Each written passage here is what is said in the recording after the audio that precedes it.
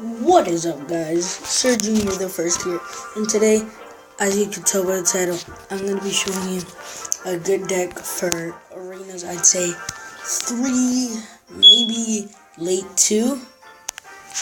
So I'm going to be showing you probably one of the better decks and one of the cheaper. I know there's cheaper.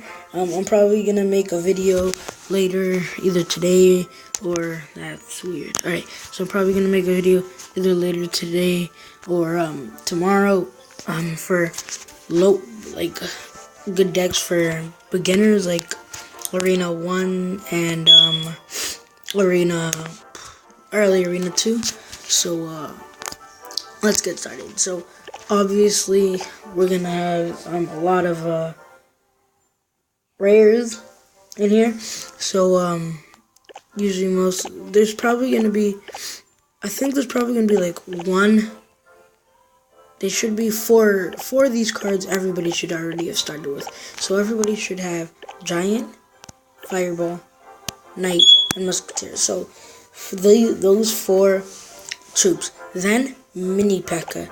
Now if you don't have the Mini P.E.K.K.A, I would recommend putting in someone strong, like if you have the Valkyrie, or even what is it? Oh, Tombstone.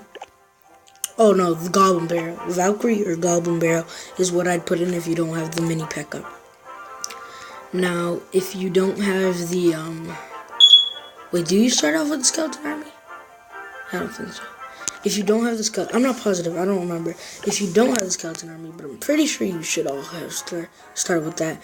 I would recommend, if you have the Goblin Hut, or if you want something with less elixir, the Tombstone or Minions. Now, if you don't have the Baby Dragon, I would recommend to put what is it called? If you don't have the Baby Dragon, probably put something that's mostly meant for defense, probably like the Bomb Tower. If you even want to go lower and like put average, like if you want your average elixir cost at like 7, 8, then put in one of those distractors, like someone who distract big players like the Prince or the Mini P.E.K.K.A, and who could take out like Giants really easily. So basically that's the setup. And and if you don't have a witch, sorry about that. If you don't have a witch, I'd recommend putting in the Prince. If you have both the witch and the Prince, I'd recommend putting in the Prince instead, because the Prince has 1,100 hit points and 220 damage, while the witch only produces 550 hit points and only 141 damage.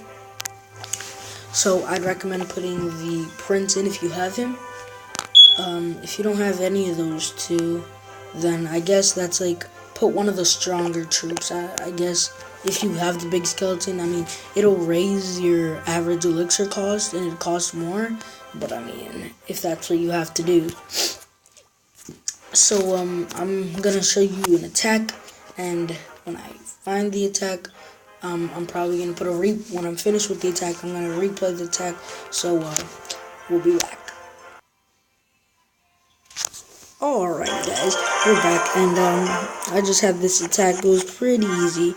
I feel like it's easier to commentate over replays. So obviously it's the smartest thing to let your elixir bar fill up. And once I do that, depending on the first 4 cards I have, I either play defense or offense.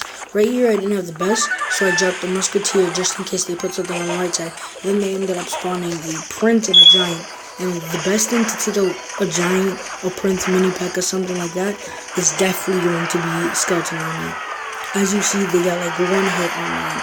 And then the Musketeer did 300 damage, and then these skeletons on the north side did some damage, which worked out perfectly. Then I put my witch in the back to distract and take out the Prince and fill up my elixir bar. And once I got higher, I put the Giant down. Then I threw a fireball on the Musketeer once her health started going down, because she does quite a lot of damage for a common card. I'm pretty sure she's a common card. And then that should be, yeah, that's an easy take out on the right side. Like once you get to past the inside, once you start hitting their tower with the giant and witch, where you put the giant in the front as a meat shield and the witch behind, you're gonna get that tower down if they don't put anything down to help. Alright, so the next thing I did, I realized, you know what, I don't even need to put anything there yet until this prince starts getting in. And then I was like, oh, they're dropping musketeer, so I decided to put on the skeleton army while I have a P.E.K.K.A. and a musketeer over here. The P.E.K.K.A. would be the meat shield, while the musketeer would shoot from behind. Then right here, I realized it was game. They don't have my, they didn't even have more than 300 taken out from my towers. I realized I was at full elixir, so the best thing to do is drop a giant and a, what was it? I think I put a witch down, and then I'm pretty sure I put a, fireball on the prince to take him out. Once he was out, I put down a, musketeer to help take him out and distract him while the giant tried to take out the base. Then once I did that, I realized that the best thing to do is just drop in the skeleton army, because they do good damage. Like, for troops like that, and costing 4 elixir, they do a lot of good damage. And with that, I got an easy 3-star. I mean, 3 crown, thinking about Clash of Clans. And in this game, it's not thinking about, like, with Clash of Clans, it's just like when you're attacking, you only play offensively. With this, you gotta be thinking about the offensive side of it and the defensive side of it.